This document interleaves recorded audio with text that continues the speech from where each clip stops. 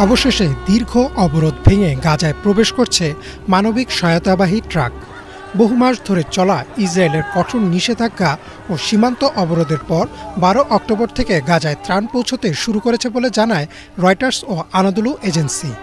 যুদ্ধবিরতি কার্যকর হওয়ার পর প্রথম ধাপেই প্রায় ১৭৩টি ত্রাণবাহী ট্রাক কেরেম শালম সীমান্ত পথ হয়ে গাজায় প্রবেশ করেছে। এসব ট্রাকে রয়েছে খাদ্য, ওষুধ, বিশুদ্ধ পানি, শিশুখাদ্য ও অস্থায়ী আশ্রয়ের সরঞ্জাম। কিন্তু প্রশ্ন উঠেছে, এই ত্রাণ কি পর্যাপ্ত, অথবা আবারও কি অবরোধ দিতে পারে দখলদার ইসরায়েল? আনাদোলু এজেন্সির একটি প্রতিবেদনে বলা হয়েছে, এই সহায়তা এসেছে জাতিসংঘ, মিশর, কাতার এবং ইউরোপীয় ইউনিয়নের যৌথ উদ্যোগে। মিশরের রাফা সীমান্ত দিয়ে সহায়তার কনভয় প্রবেশ করেছে। গাজার স্থানীয় প্রশাসন জানিয়েছে, যুদ্ধবিরতি চুক্তির অংশ হিসেবে উত্তর ও দক্ষিণ গাজার মধ্যে দুটি প্রধান সড়কে ত্রাণ পরিবহন অবাধে চলাচল করতে পারবে। তবে ত্রাণ বিতরণের দৃশ্যগুলো ছিল বিশৃঙ্খল ও মানবিক বেদনার প্রতিচ্ছবি। খান ইউনিসে শত শত ক্ষুধার্ত মানুষ সহায়তাবাহী ট্রাক ঘিরে দাঁড়িয়েছিলেন। কেউ দৌড়ে যাচ্ছেন ট্রাকের পেছনে, কেউ ট্রাকে উঠে বক্স হাতে নিচ্ছেন। আমি শুনেছি ত্রাণ আসছে, তাই বাচ্চাদের জন্য কিছু নিতে গিয়েছিলাম, কিন্তু এভাবে নেওয়া সম্ভব না। যদি সরকারি প্রতিনিধি বা সংস্থার মাধ্যমে বিতরণ হতো তাহলে কিছু পাওয়া যেত। এই সহায়তাগুলো যেন আন্তর্জাতিক সংস্থা, বিশেষ করে জাতিসংঘ আগের মতো বিতরণের দায়িত্ব নেয়। এভাবে ভিড়ের মধ্যে গিয়ে ত্রাণ নেওয়া খুবই বিপজ্জনক। এটা স্থায়ী সমাধান নয়, কিন্তু অন্তত এখন কিছু পাওয়া যাচ্ছে। বাজারের দাম কিছুটা কমেছে, তবুও আমাদের জন্য আরও ভালো সমাধান দরকার, যেন সবাই সমানভাবে সহায়তা পায়। ইউরোনিউজের প্রতিবেদনে বলা হয়েছে, মিশরের কায়রোতে আসন্ন summit for piece in Egypt সম্মেলনের আগে আন্তর্জাতিক সম্প্রদায় সহায়তা বাড়ানোর আহ্বান জানিয়েছে।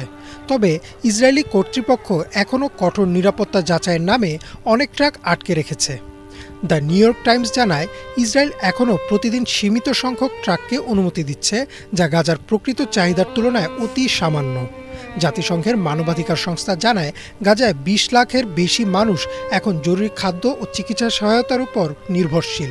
তাদের মতে, গাজার জনগণের মৌলিক প্রয়োজন মেটাতে প্রতিদিন কমপক্ষে ৫০০টি ট্রাক প্রবেশ করা প্রয়োজন, অথচ বর্তমানে তা ২০০-র নিচে সীমাবদ্ধ।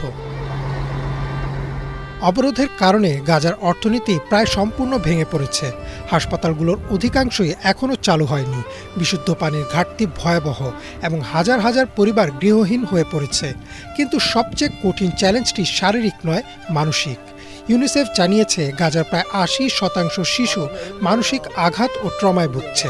পরিবার হারানো, বোমাবর্ষণের ভয় ও ভবিষ্যৎ অনিশ্চয়তা এসবের সঙ্গে লড়ছে প্রজন্মের পর প্রজন্ম।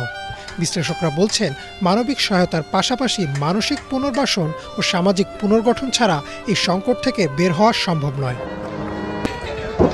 তবে ইসরায়েলের উপর আস্থা রাখার কারণ এখনও সীমিত। অতীত অভিজ্ঞতা বলছে, যতবারই যুদ্ধবিরতির ঘোষণা হয়েছে ততবারই তা ভেঙে দিয়েছে ইসরায়েলি সেনারা নতুন হামলার মাধ্যমে। ফলে আন্তর্জাতিক মহলে প্রশ্ন উঠেছে, এই যুদ্ধবিরতি কি স্থায়ী শান্তির সূচনা নাকি কেবল কৌশলগত বিরতি? তবুও ধ্বংসস্তূপে দাঁড়িয়ে গাজার মানুষরা এখনও আশায় বুক বাঁধছেন। যুদ্ধবিরতির এই ক্ষণস্থায়ী শান্তিতে যে কয়েকটি ট্রাক প্রবেশ করছে তা হয়তো যথেষ্ট নয়, কিন্তু প্রতিটি পানির বোতল, প্রতিটি খাদ্যের বাক্স গাজার মানুষকে মনে করিয়ে দিচ্ছে তারা এখনও বেঁচে আছেন এবং পৃথিবীর এক কোণে কেউ তাদের কথা এখনও ভাবছে। ইমরান মাহমুদ, বাংলা ভিশন।